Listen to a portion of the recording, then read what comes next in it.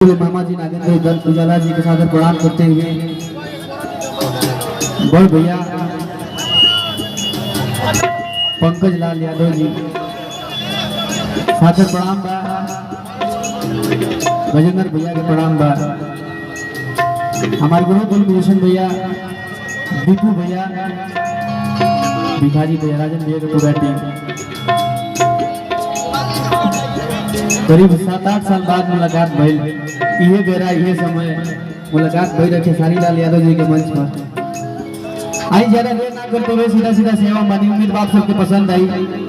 सबको तो सब चंदन भैया के पूरी ध्यान लगोले बा, लेकिन होरा बा कितनी में कुछ देर हमरो और ध्यान लगावल जा।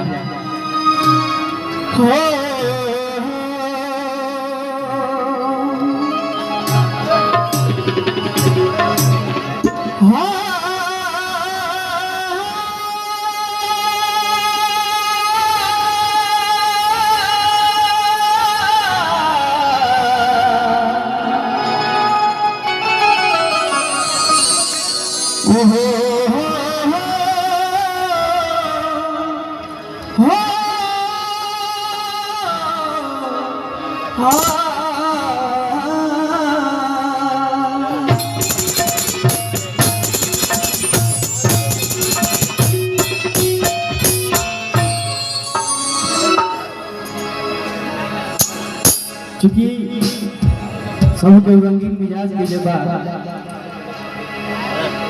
हम चाहब कि तनी एक दो आदमी में से खड़ा हो जाए तो हमरो मनवा लाग जाए। दो आदमी तनी खड़ा हो जाए केहू लइका के मन रख दी। अरे कि हमरा राजा जी के दू ताला पे डबल खिड़की हवा झुर झुर लागेला। लेकिन हम इना गाए एक ही गाना के मौका मिलल बा। कैसे कहे, अरे कि ए दिल्ली वाली तू ही लाल किला होता। तने को तनी हाला कर गए है। हम छोट छोट गाय खाने रहो लोग के बीच के। अरे कि ए दिल्ली वाली तू ही लाल किला होता। अतहरे आँख नीला नीला बातुशीला होगा। तनी रोज खड़ा हो जाए तनी आ जाइए मन लगे। हाँ राउर भाई आँख देखते आए हैं कि अखियाँ में कवन जादू चुरा के तू रखले बारू। अरे हम होश में नाही बनी तू जहिया तले बारू। अखिया में कवन जादू चुरा के तू रखले बारू। लेकिन आई अरे कि ए दिल्ली वाली तू ही लाल किला होता। अब तुम्हारे आँख नीला नीला बातुशीला होगा।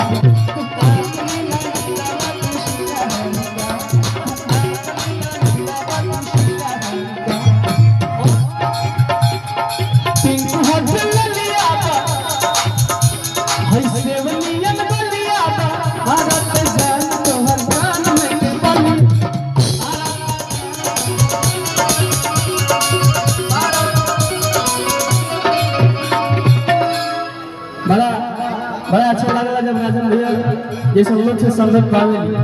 हाँ बा अरे पिंकू हो चलिया सेवनियम बलिया भारत का जान तोहर मान में के बल।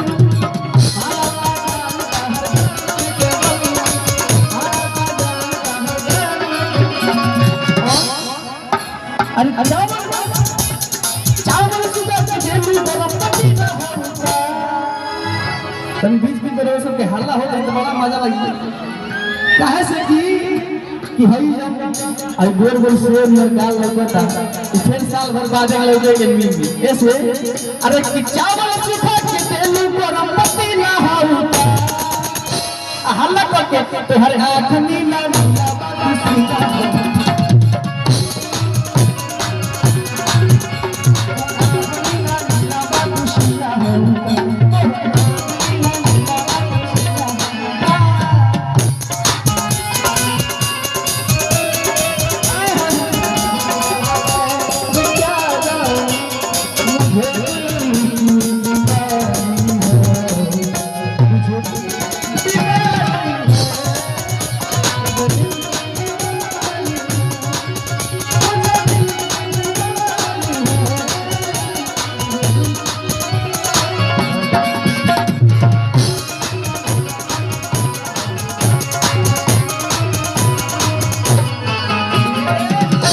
लड़का यही मारना का लड़का पगलाइल बा कहला घाटवा दिन ना कहला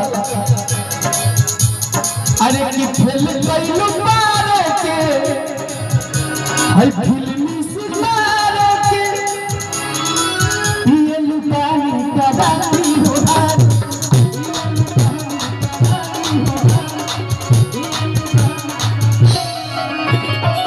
हमारे बड़ भैया अर्जुन शर्मा जी उपस्थित बानी बहुत ही भोजपुरी के बहुत हिट गाना यहाँ से लोग सुनने को जाते हैं। अर्जुन भैया करने को जोरदार ताली बजाओ जोरदार ताली बजाते हैं क्योंकि ऐसे ऐसे हंसी हम लोग के बीच है तो हम सौभाग्य है भैया आदर भैया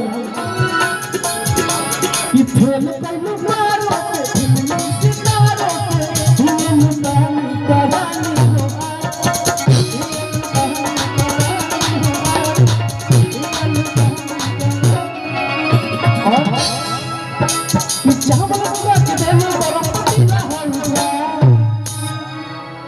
तोहर आँख नीला नीला बातुकिया हो